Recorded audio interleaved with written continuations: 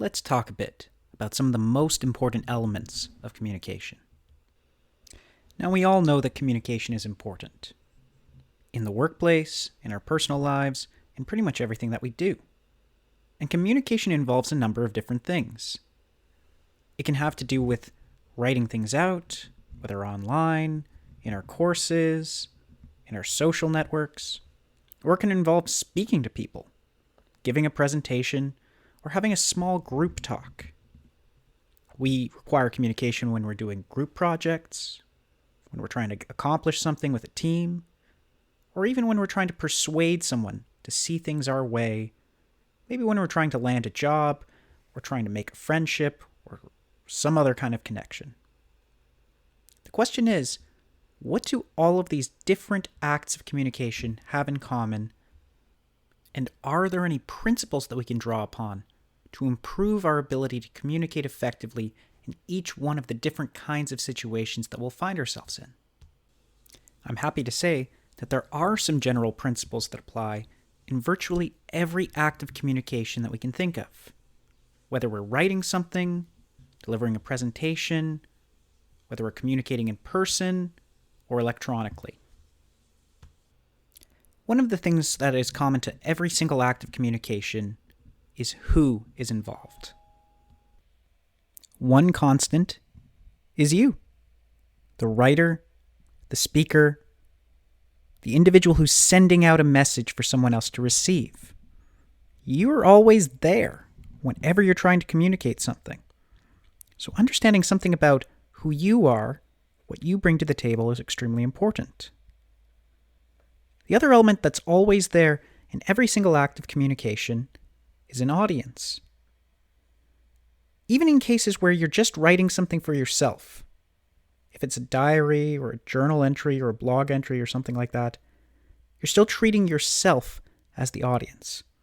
There's always an implied receiver of every message. No work of communication is ever completely private in the sense that's intended for you and you alone. It's always addressed to some reader or listener out there. So understanding something about who your audience is, who you're writing for, is invaluable when you're trying to think about how to become a better communicator. Another way to put this is to think that in every act of communication, there's a speaker or a writer and a listener or a reader. And the better that the speaker or writer understands the listener or the reader, the more likely that their act of communication is going to succeed. It may be that the writer, the speaker, the listener, and the reader exchange places over the course of a conversation or dialogue, but there's always those two parties. One other element that's always present in an act of communication, which might be a little bit less obvious, is the existence of the context or situation in which the act of communication is taking place. There's always some environment in which it's happening, even if this environment is electronic. And understanding what context or situation you're in is quite helpful. The fourth element that's important to understand is the goal of the communication. Why are you communicating at all? What are you hoping to get out of this? What would a good outcome of this act of communication be? If you don't understand why you're communicating, you'll be a lot less likely to achieve your desired result. You might be sending out words or signals, but if there's no purpose for it, then you're unlikely to be satisfied with the outcome. So let's think about each of these in a little bit more detail.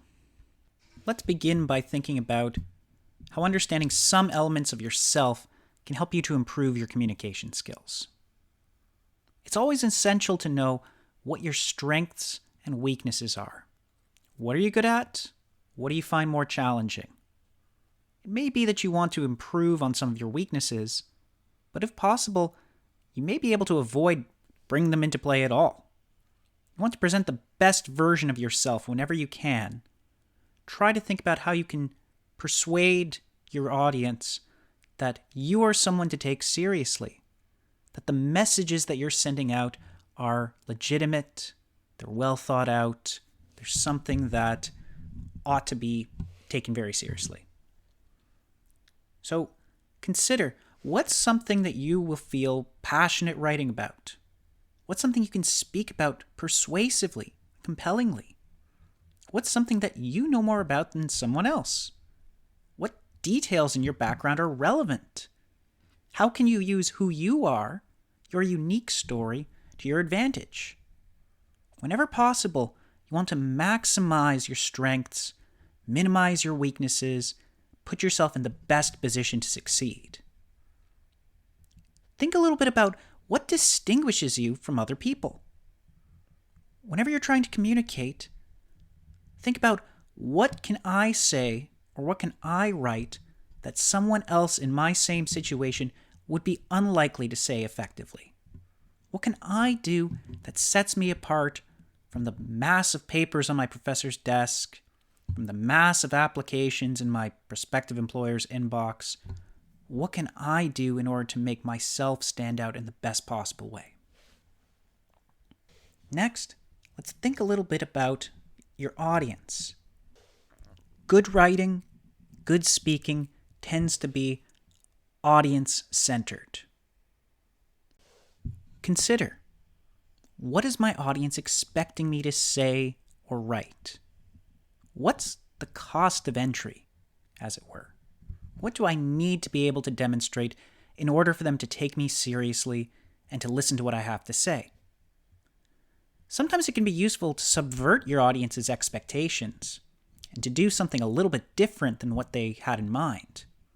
But that's something that needs to be done intentionally. You don't want it to be an accident.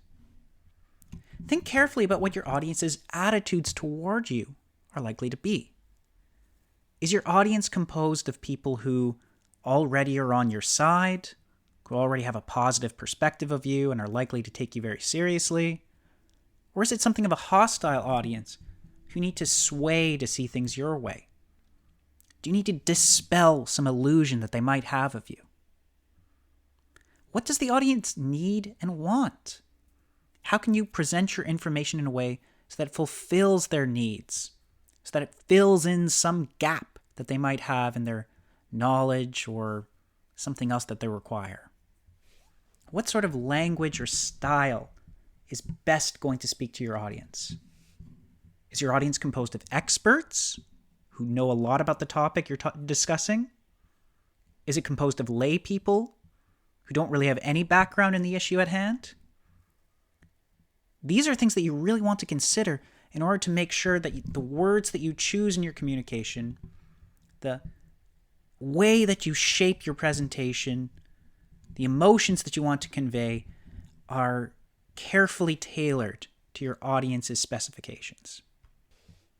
The next thing you're going to really want to consider are the external or situational or contextual factors that are involved in an act of communication.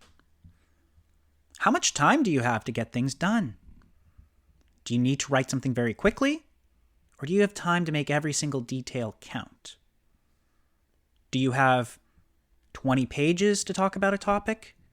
Or you really need to be terse and condense a lot of information into a short amount of space? Do you need to be really selective about what you're talking about? Or do you have time to go in a bit more detail and carefully lay out every relevant aspect of the issue? What sort of resources do you have on hand? If you're presenting, do you have access to? Do you have money or different technology that you can bring to bear? Are there certain topics in this particular environment that are going to be particularly important to discuss? Are there things that are going to be seen as off limits? Keep these factors in mind when figuring out what you're going to communicate about. Lastly, you'll want to consider the goal of your communication. What's your purpose? What are you trying to do? What's the best case outcome? What's the worst case outcome? Are you communicating with an eye for the long or the short-term consequences? All of these things will affect how you go about putting your presentation or your writing together? Is this just an opportunity to practice, to test out something new? Does it not really matter if it goes super well as long as you learn something and improve in your skills? Or is this a really high-stakes situation where a small mistake is going to cost you dearly? All of those factors influence how you should go about writing something or speaking. So, to sum things up, the 4 elements involved in every act of communication, which you need to take into consideration if you want to do your best work, is you, the speaker or writer, your audience, the situation you're in, and the goal. If you have a clear understanding of all 4 of these things, and you craft your work with each one of these 4 elements in mind, then you'll be much more likely to find success in every act of communication you work on. Whether you're crafting a presentation, working on an essay, sending out a job application, or sending a communication to your friends or family.